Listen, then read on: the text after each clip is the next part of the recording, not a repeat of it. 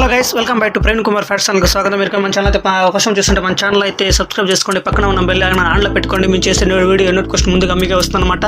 మీకు ఈ వీడియో అనిపించిందో నచ్చితే ఒక లైక్ చేయండి, కింద కామెంట్ చేయండి. కామెంట్ బాక్స్ ఖాళీగా ఉంది. మీ వీడియో ఎలా చేస్తున్నామో, మీకు నచ్చిందో నచ్చలేదో, ఎలా ఉందో, నా క్యారెక్టర్ ఏమిటో, నా బిహేవియర్ ఏమిటో నేను తెలుసుకోవాలి కదా. కామెంట్ చేయండి, మర్చిపోకుండా కామెంట్ చేయండి అబ్బా. లైక్ చేసి సపోర్ట్ చేయండి. ఇక డైరెక్ట్గా టాపిక్ వెళ్ళిపోతాం. సాక్షాత్తులో లక్ష్మీదేవి పక్కన ఉండగా శ్రీ వెంకటేశ్వర స్వామి తన వివాహానికి కుబేరుని దగ్గర ఎందుకు అప్పు తీసుకున్నాడు, దాని గురించి అయితే ఈ వీడియోలో మాట్లాడుకుందాం. ఇకపోతే మనం ఈ పాయింట్ నుంచి లాస్ట్లో డిస్కషన్ చేద్దాం. ఈ పాయింట్ గురించి లాస్ట్లో చెప్తాను, ఎందుకంటే ఫస్ట్లో వచ్చేసి తన తిరుమలలో దాని విశిష్టతలు ప్రాముఖ్యతల గురించి మాట్లాడుకుందాం. ఓకే, డైరెక్ట్గా అయితే వెళ్ళిపోతాం. తిరుమల ఆంధ్రప్రదేశ్ రాష్ట్రం తిరుపతి జిల్లాల పట్టణానికి ఆనుకొని ఉన్న కొండలపై గల హిందూ పుణ్యక్షేత్రం. ఇక్కడ గల శ్రీ వెంకటేశ్వర స్వామిలో ఒక హిందూ దేవాలయం. ఈ ఆలయం విష్ణు రూపమైన శ్రీ వెంకటేశ్వర స్వామికి అంకితం చేయబడింది. కలియుగ కాలంలో మానవులకు పరీక్షలు కష్టాల నుండి మానవాళిని రచించడానికి భగవంతుడు ఇక్కడ స్వయంగా వెలిసాడని ప్రజలు బాగా నమ్ముతూ ఉంటారు. అందువల్ల ఈ ప్రదేశానికి కలియుగ వైకుంఠం అనే పేరు కూడా వచ్చినది. ఇక్కడున్న భగవంతుడు కలియుగ ప్రత్యక్షమైన దేవాలయాన్ని ఆలయాన్ని కూడా పిలుస్తూ ఉంటారు. ఈ ఆలయం అనేక పేర్లతో పిలుస్తూ ఉంటారు. తిరుమల ఆలయం, తిరుపతి ఆలయం, బాలాజీ ఆలయం, వెంకటేశ్వర స్వామి ఆలయం, గోవింద, శ్రీనివాస అనేక ఇతర పేర్లతో పిలుస్తూ ఉంటారు ఈ ఆలయాన్ని ఆంధ్రప్రదేశ్ ప్రభుత్వ ప్రత్యక్ష నియంత్రణలో ఉన్న తిరుమల తిరుపతి దేవస్థానం టీటీడీ నిర్వహిస్తుంది.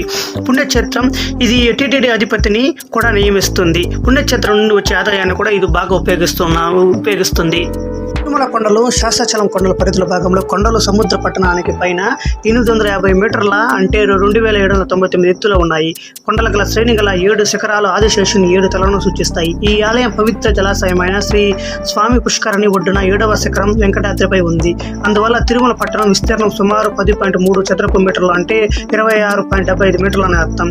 ఈ ఆలయ నిర్మాణం ద్రావిడ శైలిలో లెక్క ప్రకారము ప్రారంభమైనది చెప్తూ ఉంటారు. తిరుమల తిరుపతిలో మొదటి ఆలయాన్ని పురాతన తొండయ మండలం తమిళ మొదటి ఆలయాన్ని క్రీస్తుపూర్వం 8వ శతాబ్దంలో గాలిగోపురం ప్రాకారాన్ని నిర్మించారని చెప్తూ ఉంటారు. గర్భగుడి ఆనంద నిలయం అంటారు. ప్రధాన దేవుడు వెంకటేశ్వర స్వామి విగ్రహం గర్భగుడిలో తూర్పు ముఖంగా నిలబడి ఉన్న ఈ భంగిమలో ఉంది.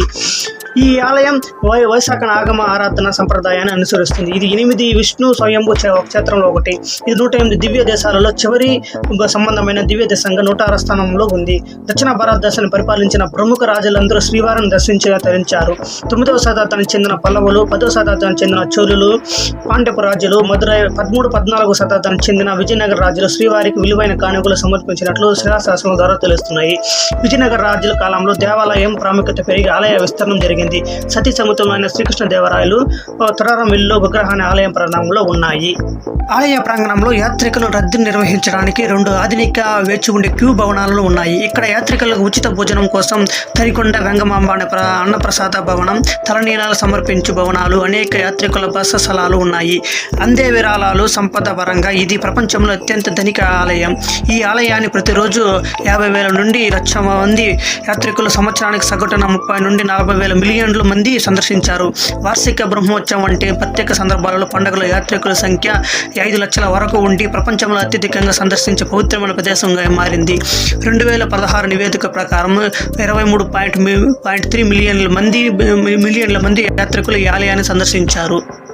సాక్షాత్ లక్ష్మీదేవి పక్కన ఉండగా శ్రీ వెంకటేశ్వర స్వామి కుబేరుని దగ్గర ఎందుకు అప్పు తీసుకున్నాడు, దాని గురించి అయితే ఇక్కడ మాట్లాడదాం. అసలు లక్ష్మీదేవి పక్కన ఉండగా కుబేరుడికి దగ్గర నుంచి శ్రీనివాసుడు అప్పు ఎందుకు తీసుకున్నాడు, కలియుగాంతం వరకు ఎందుకు వడ్డీ చెల్లిస్తున్నాడు అనే సందేహం వచ్చి ఉండవచ్చు. అమ్మవారు కూడా ఇదే సందేహం వచ్చి అడిగిందంట స్వయంగా. నీ వచ్చ స్థలంపై కొలువై ఉన్నప్పుడు కలియుగాంతం వరకు వడ్డీ ఎందుకు కట్టాలి అని అడిగింది. నువ్వు ఉన్నప్పుడు అసలు అప్పు ఎందుకు తీసుకోవడం అవసరమే లేదు, అయినా అప్పు తీసుకున్నానంటే దాని వెనక ఉన్న అంతరం వేరే అని వివరించారు శ్రీవారు. పుట్టకలేని భగవంతుడు భూమిపై అవతరించాలంటే ఏదో కర్మనో కారణమో సృష్టించుకోవాలి. అందులో భాగమే నేను తీసుకున్న ఈ అప్పు అని వివరించాడు. శ్రీ వెంకటేశ్వర స్వామి కలియుగం చివరి వరకు కుబేరుడు వడ్డీ చెల్లించడం అనుకున్న అంతరం ఇదే. ఈ వీడియో ఎలా అనిపించిందో కింద కామెంట్ బాక్స్లో కామెంట్ చేయండి అబ్బా, రాయండి. నచ్చితే ఒక లైక్ చేయండి, నా సపోర్ట్ చేయండి. బాగా నచ్చితే మీ ఫ్రెండ్స్ అండ్ ఫ్యామిలీకి కూడా షేర్ చేయండి.